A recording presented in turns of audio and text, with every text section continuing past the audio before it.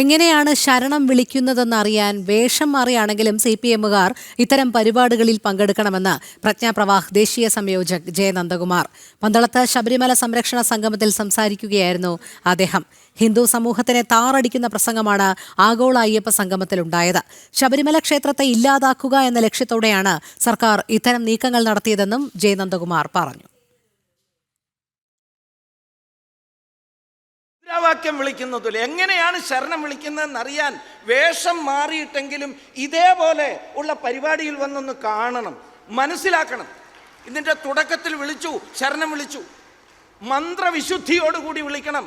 ശരണം അയ്യപ്പ എന്നത് നവാക്ഷരി മന്ത്രമാണ്. അത് എങ്ങനെയെങ്കിലും ഉച്ചരിക്കേണ്ടതല്ല, എന്തെങ്കിലുമൊക്കെ ആക്ഷൻ കാണിച്ച് ഉച്ചരിക്കേണ്ടതല്ല. അവർക്ക് പൂർണ്ണമായ ഉദ്ദേശ്യം ഈ ക്ഷേത്രത്തെ തകർക്കുക, ക്ഷേത്രത്തെ ഇല്ലാതെയാക്കുക. അതിനു വേണ്ടിയിട്ടാണ് ഡയമണ്ട് കാർഡും സ്വർണ്ണ കാർഡും വെള്ളിക്കാർഡുമൊക്കെ കൊടുത്ത് 1 കോടി തരികയാണെങ്കിൽ ഇത്ര നേരം ശബരിമല ശ്രീകോവിലിൻ്റെ മുമ്പാകെ നിൽക്കാനുള്ള അവസരം കൊടുക്കും, അത്രയും തരിക. ഇനി അത് 10 ലക്ഷമാണെങ്കിൽ ഇത്ര അടുത്ത് വരെ എത്താം, അവിടെ സുഖമായി 5 ദിവസം തൊഴാം. ആ സമയത്ത് ഇവിടുത്തെ പാവപ്പെട്ട ഭക്തന്മാർ അവിടെ നിന്ന് നട്ടം തിരിയണം, ഒരു തുള്ളി വെള്ളം പോലും കുടിക്കാനില്ലാത്തവണ്ണം.